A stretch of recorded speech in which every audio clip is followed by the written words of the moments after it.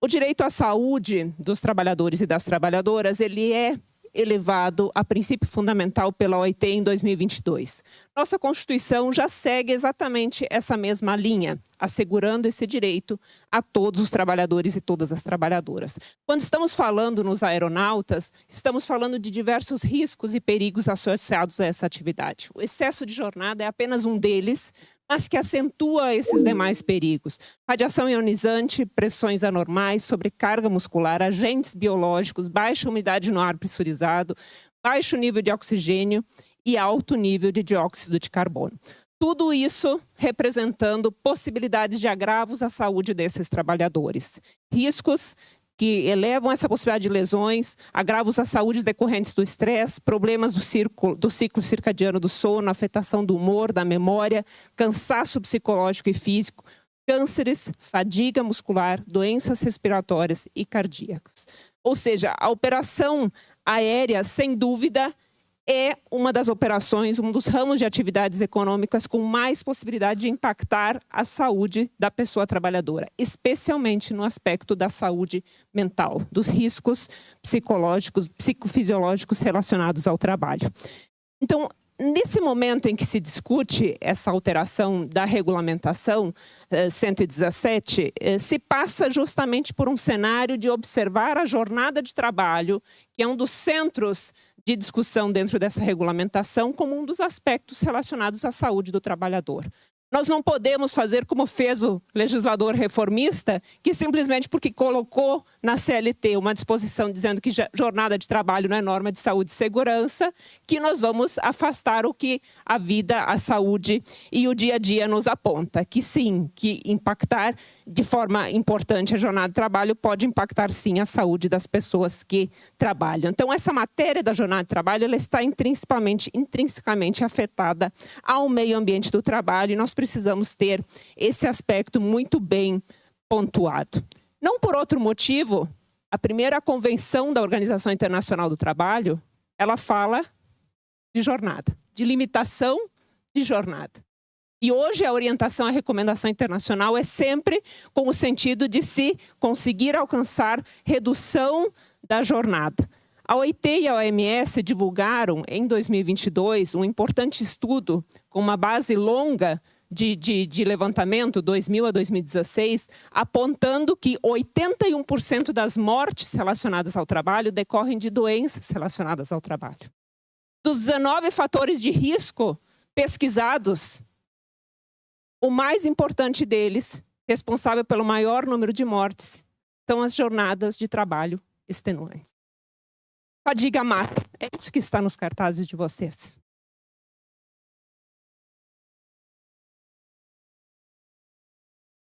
O objetivo, e por isso o Ministério Público do Trabalho está aqui, é que temos que atentar para a necessidade do trabalho decente.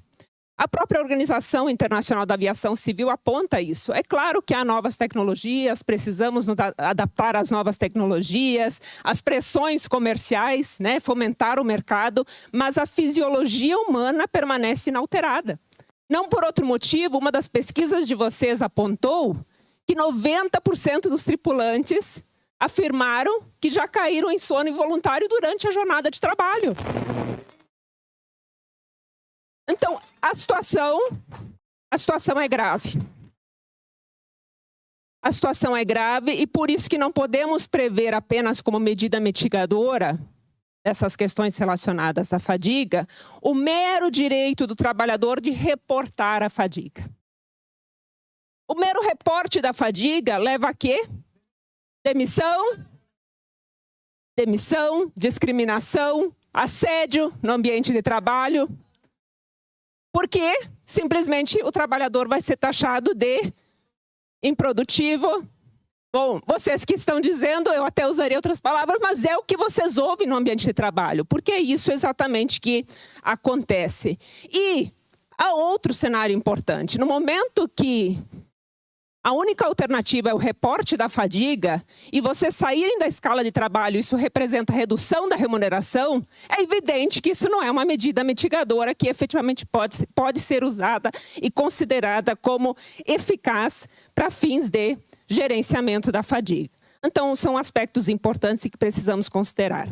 Importante reportar aqui que todas essas questões relacionadas à jornada de trabalho e a vinculação da jornada à consideração dos aspectos da saúde do trabalhador foram recentemente abordados pelo Supremo Tribunal Federal quando decidiram a respeito da inconstitucionalidade de várias disposições da Lei dos Motoristas Profissionais.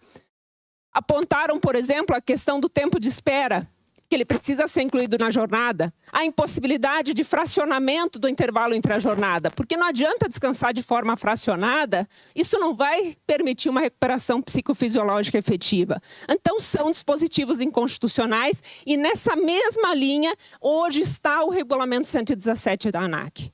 E permitir ou possibilitar a ampliação de jornadas, apenas permanece essa conduta inconstitucional e inconvencional que vem sendo adotada pela agência. Então, temos na realidade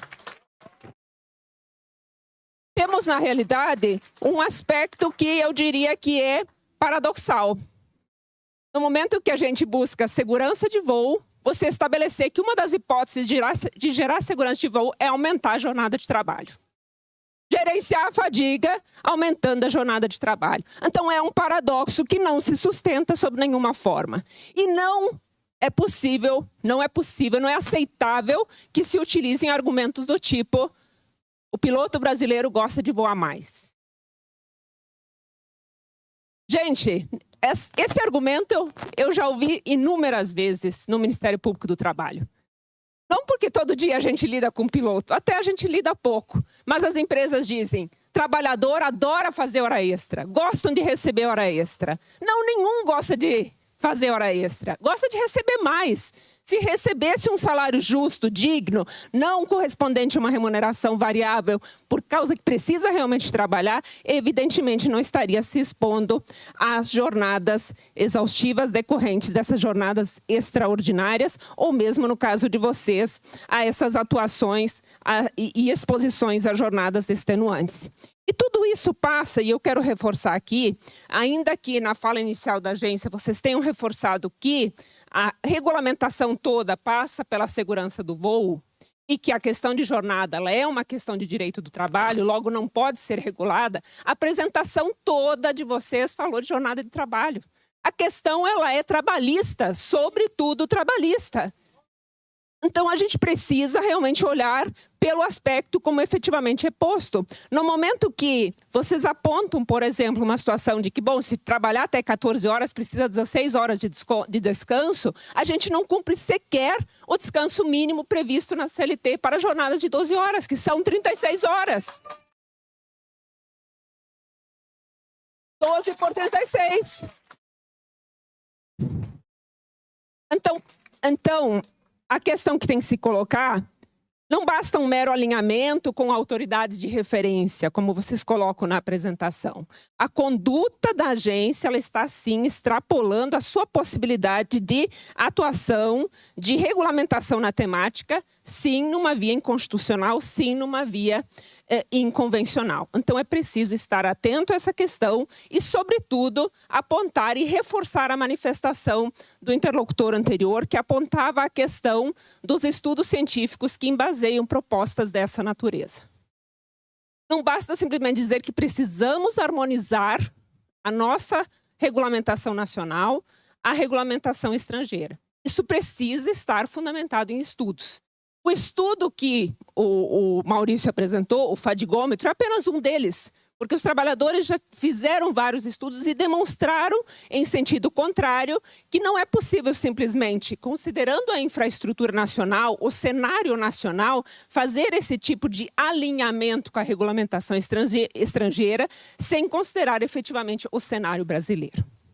Então, esses são pontos que precisamos colocar. E, de fato, não sei se é o caso de suspensão. A REBAC precisa ser revista, mas com base em estudos científicos fundamentados e que considerem efetivamente a questão da fadiga não como uma questão simplesmente de gerenciamento e otimização das escalas, e sim como uma questão de saúde do trabalhador e da trabalhadora.